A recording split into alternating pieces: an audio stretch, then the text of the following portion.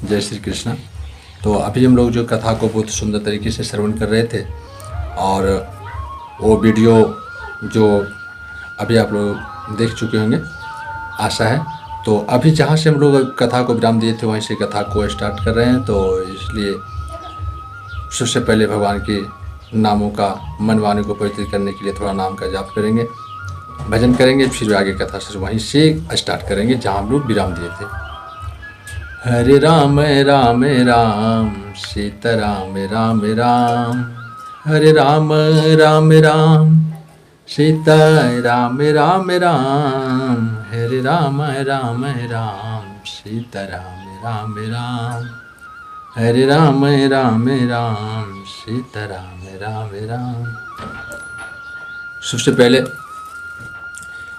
जब परीक्षित को कथा श्रवण करा रहे थे तो सारे देवता लोग कलश का अमृत कलश लेकर आए, बोले कि हमें ये कथा रसपान करा और ये अमृत सुखदेव जी परीक्षित जी महाराज को पिला दीजिए, वो अमर हो जाएगा और कथा का रसापान हम सबको कराइए।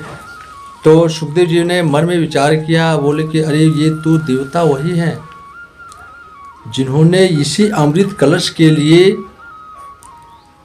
ये तो अमृत के लिए कुछ भी करने को तैयार हो जाते हैं, यहाँ तक कि ये भगवान से भी लड़ने पीछे नहीं हटते हैं।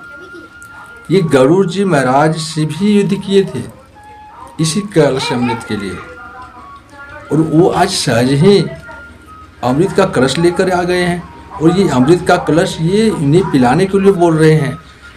तो ये सुखदेव जी महाराज मन में विचार कर रहे हैं, कव कथा कव सुधा लोके, कव कांच कव मनिर्महा, ब्रह्मरातो विचारेवं तदा देवां जहास।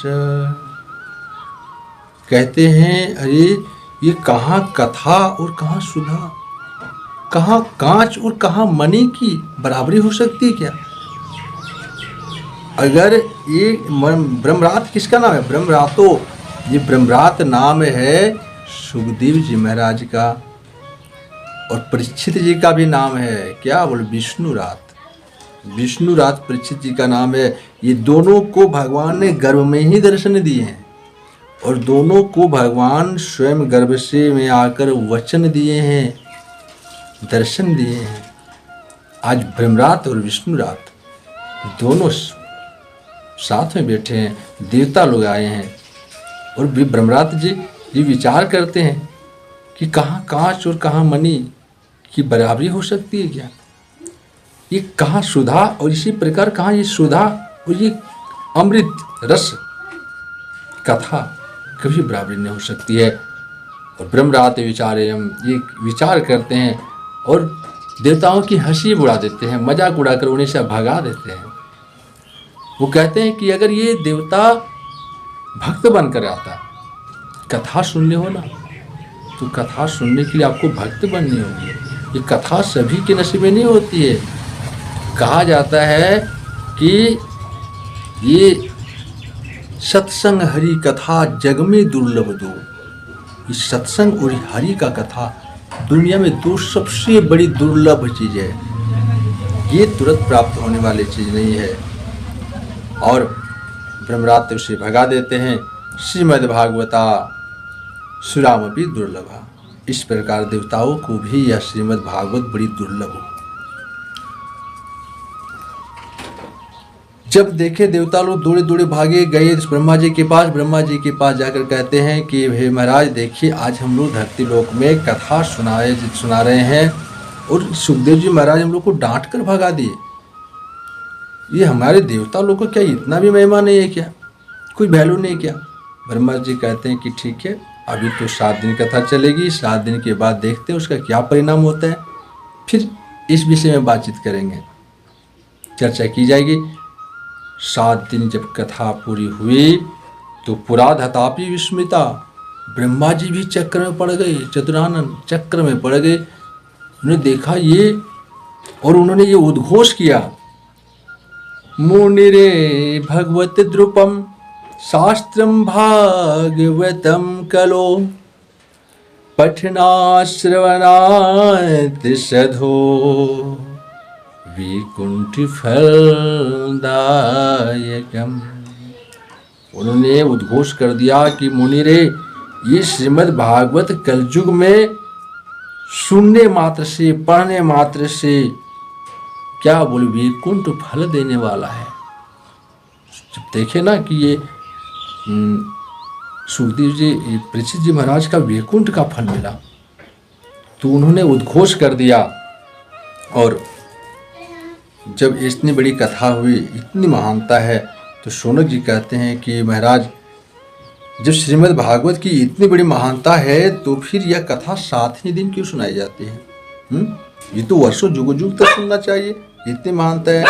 तो यह श्रीमद् भागवत, और कहते हैं यह सप्ताहप्रायण कथा कब से शुरू हुई और किसने सुनाया, किसको सुनाया, सर्वप्रथम ये सप्ताहप्रायण कब से शुरू हुई?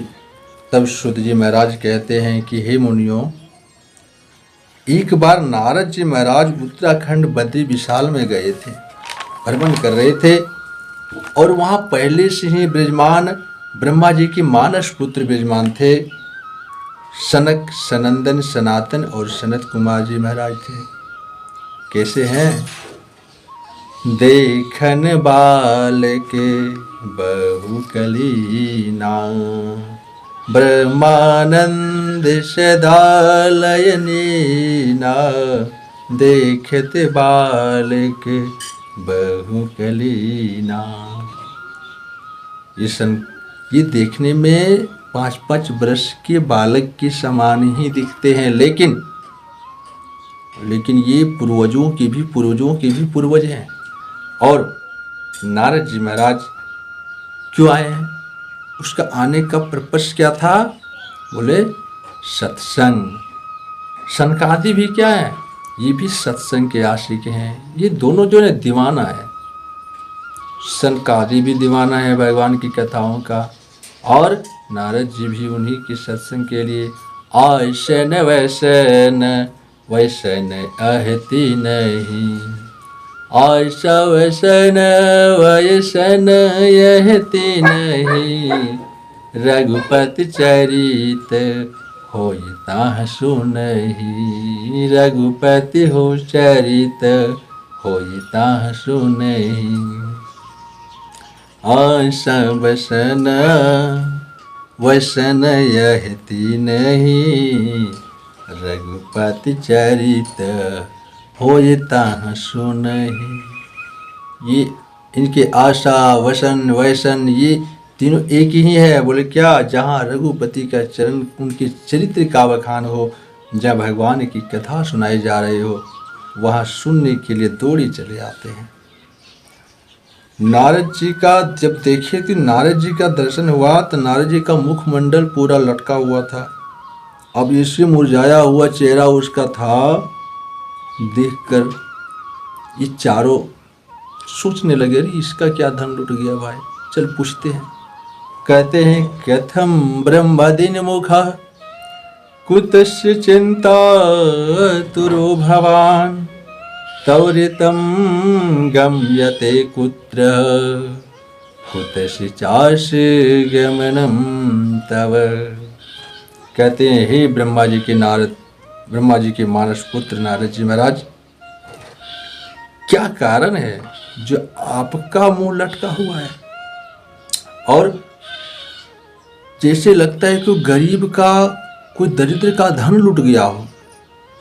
और अगर कहा जाए तो संतों का धन क्या है? हमारो धन राधा श्री राधा श्री राधा। संतों का धन तो राधा रानी है। ऐसा मुखमंडल आपका लटका हुआ अच्छा नहीं लगता है, और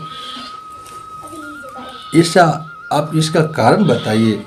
तब किस कारण से आपको चिंता, किस चिंता ने आपको डूबा कर रखा है?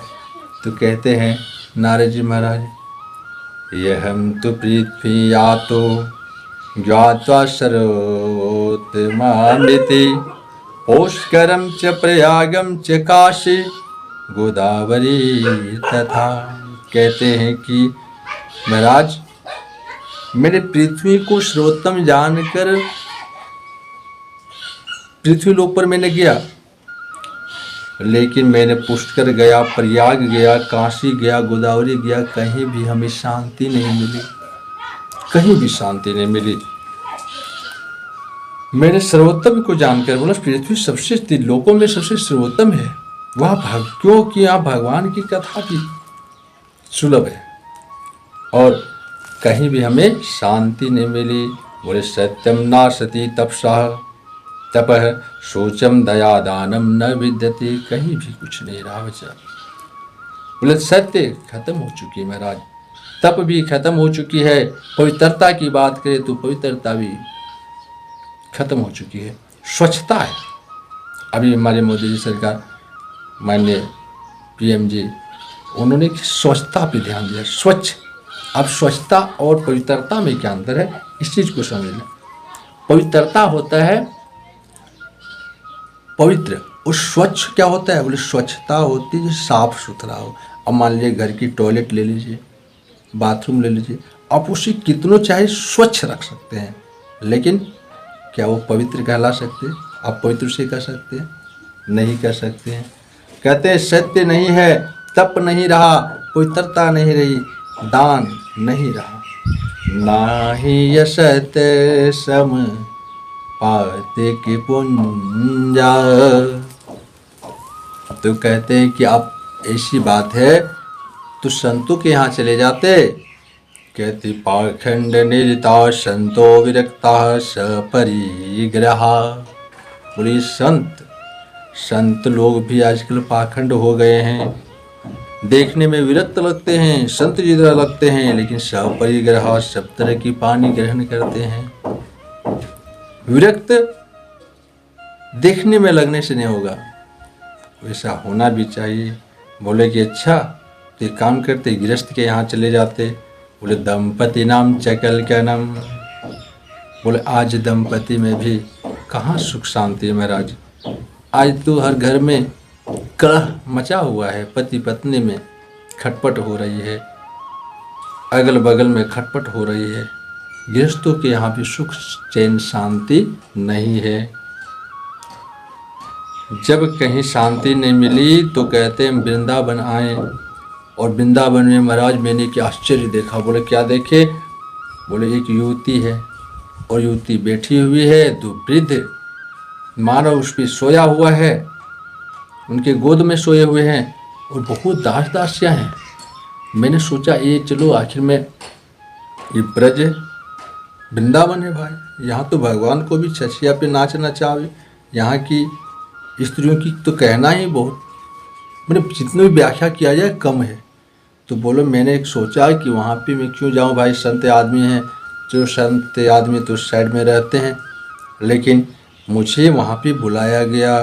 भो भो साधो क्षणम तिष्ठ मप चिंतामपि नाशाय दर्शनम तो लोकस्य सर्वसिद्धहरम परम। कहते हैं कि हे साधो, कुछ क्षण के लिए रुक जाओ, ठहर जाओ और मेरी चिंताओं का नाश करके जाओ। कहा जाता है कि आपके जैसे पुरुषों का दर्शन ही लोक कल्याण के लिए होता है। नारद जी कहते हैं कि मैं थोड़ा करीब गया और सबसे पहले प्रश्न पूछे कि तुम कौन हो और ये दोनों कौन हैं, और ये कमल नयनी देवियाँ जो आपकी सेवा कर रही है कौन है, और अपने विस्तार से अपने दुखों का कारण बताइए। तब युवती कहती है यहम तु भक्तिरिति ख्याता इमो में तन्यो मतो ज्ञान विरागिना मनो काल योगिन जर्जरो। कहते हैं कि मैं भक्ति महारानी हूँ, मेरा नाम मैं भक्ति महारानी हूँ, और ये दोनों जो वृद्ध पुरुष हैं ये ज्ञान और वैराग्य है, और ये हमारे पुत्र कहे जाते हैं। और बोले ऐसी दशा ये काल की कलयुग की असर से ऐसी दशा इनकी हो गई है। भक्ति नाम से विख्यात हों। और वे कहते हैं कि अपना पूरा परिचय देते हैं कि कहते हैं कि मेरा जन्म द्रविड़ देश में हुआ, दक्षिण भारत में। जितने ऋषि मुनि हुए हैं सब दक्षिण भारत में ही अधिक आचार्यों की भूमि है। बोले मैंने पली बढ़ी कर्नाटक में, महाराष्ट्र में पूजित हुई, गुजरात में आया तो बुढ़ापे ने घेर लिया। अब बताइए महाराज, अब यहाँ व्यास जी महाराज का कोई दुश्मनी था क्या? गुजरात से कोई दुश्मनी नहीं थी। वहाँ पे क्या कुछ साधु जन कहते हैं, संतों की वाणी मैंने सुनी है, कहते हैं कि वो कांचन लोभी था। गुजरात कांचन लोभी थे, इसलिए यहाँ पे व्याख्या की गई है। और बोले कि जब मैं वृंदावन आई तो नवनूतन बन गई, मैं तो फिर से अच्छी हो गई। और आप ही बताइए महाराज। तो कहते हैं सूर्य महाराज कहते हैं कि मैंने क्षण भर में ही पूरा का पूरा क्षण भर में ही उसके पूरा प्रभाव को जान गया कि क्या कारण को जाना। और नारद जी कहते हैं कि देवी ये सब कलयुग का असर है, कलयुग का प्रभाव है, अवगुण है। भक्ति महारानी कहती है कि महाराज अगर कलयुग का इतनी प्रभाव है तो परीक्षित जी ने इसे मार क्यों नहीं दिया? और दूसरी बात कि भगवान से ये सब कैसे देखा जा रहा है, कैसे देखा जा रहा है? नारद जी कहते हैं अतफलम नाशति तपसा न योगेन समाधिना तत्फलम लभ्यते साम्यक कैलो केशव कीर्तनात्। बोले महादेवी ये कलयुग जो है ना, इसका एक गुण है, इसलिए परीक्षित ने इसे नहीं मारा। बोले क्या? यत फलम नाशति तपसा न योगिन समाधिना। पहले के जो युग में जो तप करने से जो फल मिलता था, जो समाधि में फल मिलता था, वो फल कलयुग में केवल भगवान के केशव कीर्तनात्, भगवान के कीर्तन करने से, उनकी गुणों का बखान करने से, उनके नाम जाप करने में ही मनुष्य को समाधियों की फल मिल जाता है। कलयुग में तप करने की, यज्ञ करने की, वो सारे का सारे आपको कलयुग में यूं ही मिल जाता है। कलयुग केवल हरि गुण गाह, गावहि नर उतरहि भव थाह। कलि करे के पुनित परताप, कलि करे के पुनित परताप। मानस पुण्य होय नहीं पाप, कलि करे के पुनित परताप। पहली बात की कलयुग में केवल हरि गुण गाहा, गावहि नर उतरहि भव, गावहि नर पावहि भव था। कलयुग में शिव हरि का गुण को गालो तो जीवन धन्य हो जाएगी। और दूसरी सवाल क्या था कि भगवान से ये सब क्यों सहे जाते हैं? तो भगवान से इसलिए सहे जाते हैं कि नारद जी कहते हैं कि देवी ये युग धर्म है और इसमें भगवान कुछ हस्तक्षेप नहीं करेंगे, क्योंकि ये युग का, आप किसी को अगर मंत्री बना दिए तो उसकी भी जो पावर है उसमें आपको हस्तक्षेप नहीं करनी चाहिए, बनाने से पहले ही जो आप कर सकते हैं। तो इसलिए बोले जब इतना बताएं तो भक्ति महारानी खुश होगी। बोले धन्य है महाराज, आपका दर्शन हुआ, साधु दर्शनम लोकी सर्व सिद्धि परम। और भगवान देवी भक्ति महारानी उनकी स्तुति करते हैं। जयति जगति माया यश काया धवस्ते, वचन रचन में कम केवल चाकल्यः। धुरुपदमपि यातो यत्कृत पातो धुरोऽयं, सकल कुशल पात्रम ब्रह्मपुत्रम नतास्मि। बोले हे ब्रह्मा जी के मानस पुत्र, आपके उपदेश को पाकर ध्रुव जी ने ध्रुवलोक को प्राप्त कर लिया। आपकी ही कृपा से प्रहलाद जी ने भगवान को प्राप्त कर लिया। आप धन्य हैं। और आज से ब्रह्मा जी के मानस पुत्र के श्री चरणों में हम बारंबार नमस्कार करते हैं। और भक्ति महराने के कष्ट को दूर करने के लिए नारद जी महाराज यहाँ उद्योग करते हैं। और सबसे पहले नारद जी महाराज ने कहा, हे देवी, आपके पुकारने से भगवान तो नीच के नीचू घर में भी चले जाते हैं और आप भगवान की प्रिया हैं। आपके पुकारने, मुक्ति आपकी दासी है, मुक्ति आपकी दासी है, आप भगवान के प्रिया हैं। और कहते हैं, यदि मैं आपका प्रचार नहीं किया, यदि मैं आपका प्रचार नहीं किया तो मैं भी श्री हरि का भक्त नहीं, उनका दास नहीं। तदा ना हम हरिर्दर्शो लोके तवाम न परवर्ते। कहते हैं, अब कहते हैं भक्ति महाराज, तो महाराज मेरे पुत्रों का भी थोड़ा जगा दीजिए। तो नारद जी सबसे पहले जाते हैं और जाकर कान के पास से कहते हैं कि हे देवी, हे ज्ञान उठो, हे वैराग्य उठो। जोर जोर से कहते हैं, जैसे कोई सोया हुआ आदमी हो तो कैसे उठाते हैं। उससे जब इतना कहा, नहीं उठा तो पूरे वेद वेदांत को पढ़ डाला। फिर भी अगर नहीं उठे तो बार बार गीता का पाठ किए। गीता का पाठ किए तो थोड़ा सा उठे, जम्हाई लिया और फिर सो गए। अब जब कहीं कुछ नहीं बनता है तो क्या करते हैं, भगवान का ध्यान करना चाहिए। नारद जी महाराज ने भी भगवान का ध्यान किया। आकाशवाणी हुई, आकाशवाणी ने संक्षेप में कह दिया कि सत्कर्म करो। अब उस समय 4 प्रकार के लोग मिले। सत्कर्म तो होता क्या है किसी को पता ही नहीं। अब बताइए, जो नारद जी महाराज जैसे ज्ञानी को जब पता ना चले तो किसको पता चल सकता है, कौन जानता है। और उस समय ऐसे प्रचार इसकी हुई कि सत्कर्म क्या है, सत्कर्म क्या है, सत्कर्म क्या है। हर जगह एक ही सवाल घूमने लगे। नारद जी महाराज जब लोगों के पास जाकर पूछते थे, लोग सोचते थे खुद जब नारद जी महाराज को पता नहीं है तो हम क्या बताएंगे इन्हें। 4 प्रकार के लोग मिले। कौन कौन? कुछ लोग बोले असाध्यम, कठिन है, असंभव है। कुछ लोग बोलते हैं दुर्गेयम, कुछ लोग बोले कठिन है। कुछ लोग क्या बोले, मुक्ति भूता, मौनी बाबा बन गए कि भगवान ने देखो हम तो मौनी बाबा बने हुए, हम कुछ बोल नहीं सकते हैं, उत्तर तो कहाँ से दें। कुछ लोग मिले तो क्या बोले कि अंतस्तु पलायिता, कुछ लोग तो भाग खड़े हुए। यदि नारद जी महाराज आ रहे हैं, उसको पता नहीं तो हम क्या बताएंगे, भाग गए।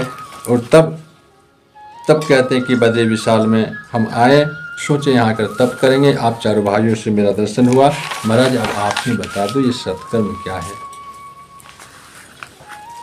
कहते हैं, सदा वैकुंठ नीलया हरि कीर्तना तत्परा लीलामृते रसोन्मता कथा मात्रे के जीवीन। कहते महाराज आप तो वैकुंठ में वास करने वाले हैं, तत्पर, हमेशा भगवान की कथाओं में ही तत्पर रहने वाले हैं, उनके कीर्तन में तत्पर रहते हैं और लीला अमृत का रसपान करने वाले आप हैं। और आप ही अब बताइए सत्कर्म क्या है। कहते हैं सनकादि ने कहा, माँ चिंता कुरुर देवर से हर्ष चिते समावहे युपाय सुख साध्योत्र वर्तते पूर्वे वही। कहते हैं कि हे देवर्षि आप चिंता मत करो, आप पहले की तरह हो जाओ, हंसो, हर्ष चिते। बोले क्यों? क्योंकि बोले इसका उपाय पहले से ही इस धराधाम में उपलब्ध है। बोले क्या है? बोले सत्कर्म माने ज्ञान यज्ञ, ज्ञान यज्ञ माने श्रीमद् भागवत कथा, श्रीमद् भागवतालाप सातु गीता सुकादि। जो श्रीमद् भागवत का सुकादि, जो सुखदेव महाराज ने जो कर रखा है